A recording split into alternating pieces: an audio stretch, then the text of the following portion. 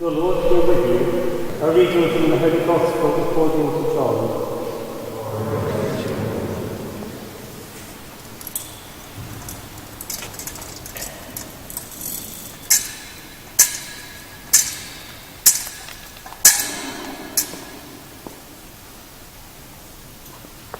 Jesus showed himself again to the disciples.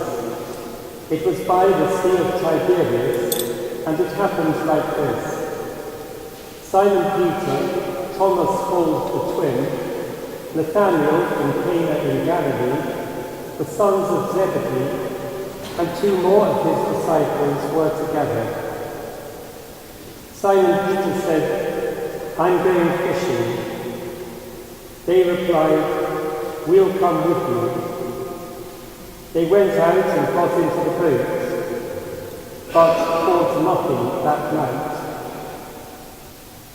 It was light by now, and there stood Jesus on the shore, though the disciples did not realize that it was Jesus. Jesus called out, "Have you caught anything, friends?" And when they answered no, he said, "Throw the net out to starboard, and you will find something."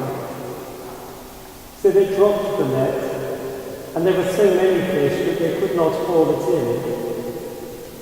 The disciple Jesus loved said to Peter, "It is the Lord."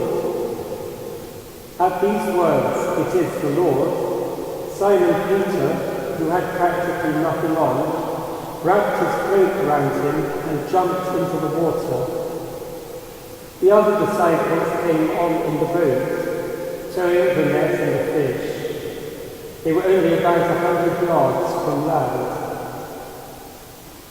As soon as they came ashore, they saw that there was some bread there and a charcoal fire with fish cooking on it. Jesus said, "Bring some of the fish you have just caught." Simon Peter went aboard and dragged the net to the shore, full of big fish, 153 of them. And in spite of there being so many, the net was not broken. Jesus said to them, "Come and have breakfast." None of the disciples was bold enough to ask, "Who are you?" They knew quite well it was the Lord. Jesus then stepped forward, took the bread, and gave it to them, and the same with the fish. This was the third time that Jesus showed himself to the disciples after rising from the dead. After the meal, Jesus said to Simon Peter, "Simon, son of John, do you love me more than these others do?" He answered, "Yes, Lord, you know I love you." Jesus said to him, "Feed my lambs." The second time he said to him, "Simon, son of John, do you love me?" He replied, "Yes, Lord, you know I love you." Jesus said to him, "Look after my sheep." Then he said to him the third time, "Simon, son of John, do you love me?" Peter was upset that he asked him the third time, "Do you love me?"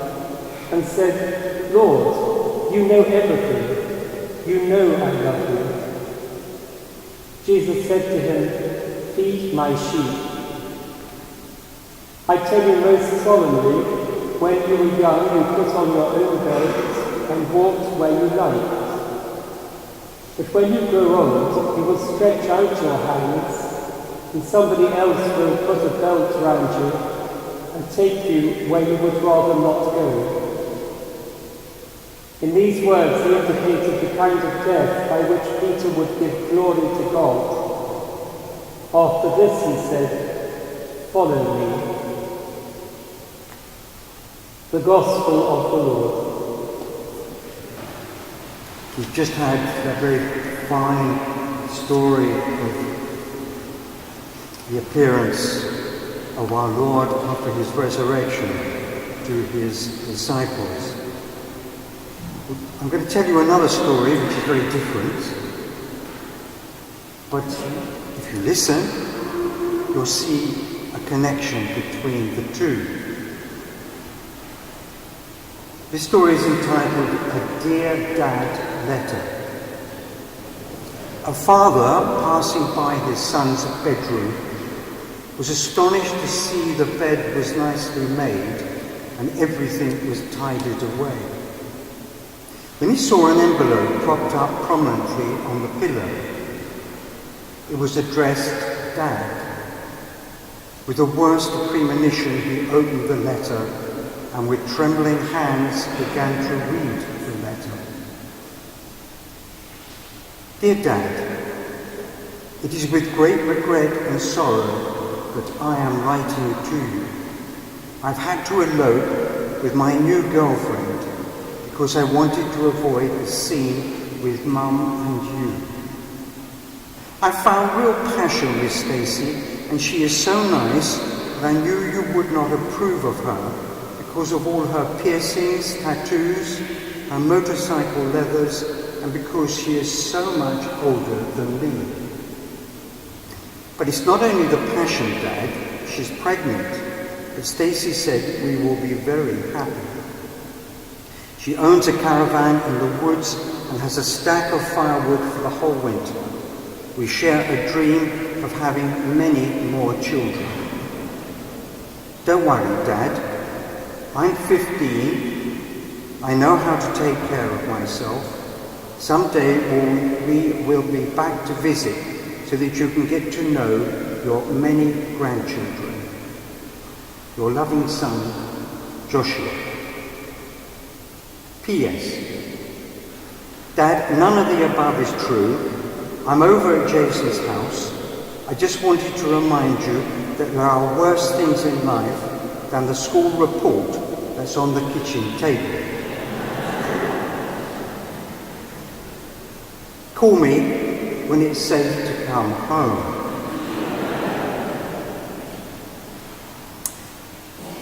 Now the son, in this lovely story, the son was reminding his father that important that exams are, there is a bigger picture to life. One of the biggest issues which your generation will have to face, and I apologise that we've left such a mess in the world, especially when it comes to climate change. We all, obviously yourselves and our generation,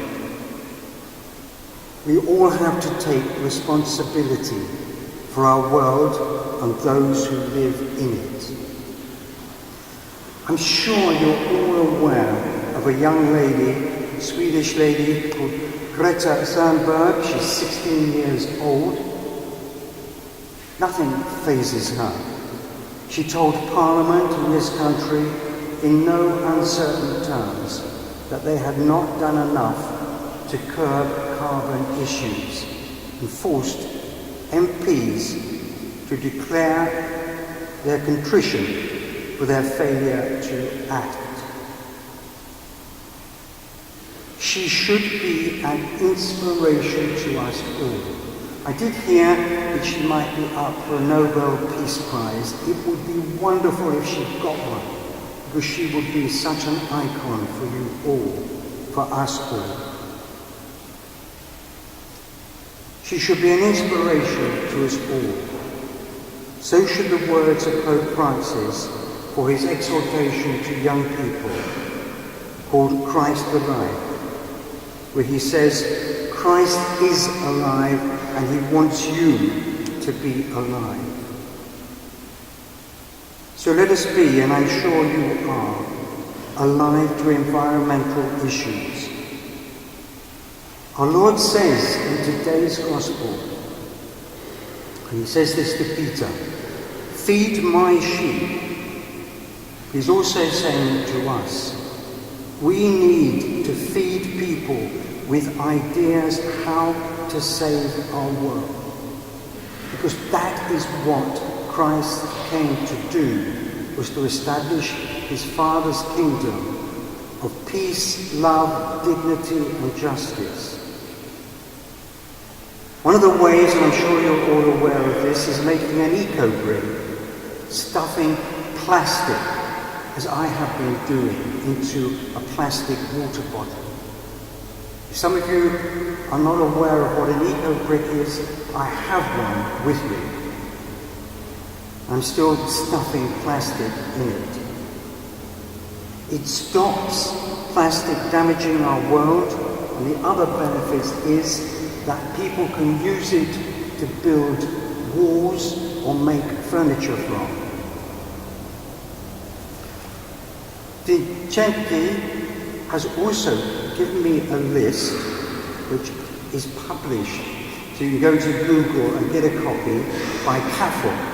I very quickly, because you've had a lot of readings, I just very quickly give you a taste of the things you can do, ideas to care for our common home, the earth. Eco-brick I've already told you.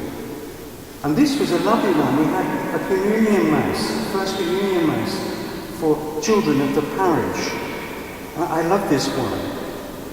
Plant a tree planting for baptism and first Holy Communion. Why not, when you make your confirmation, plant a tree, a symbol of life, of new life. Practical actions, rules to reduce waste for events and parties. Print double-sided to save paper. I've discovered at last how to do that on our printer, so I shall always do that. There are so many things that you can do. Make craft items out of recycled materials, and so on. There's 80 ideas on this page. I have one or two of them, so if anybody's interested, I can give you one.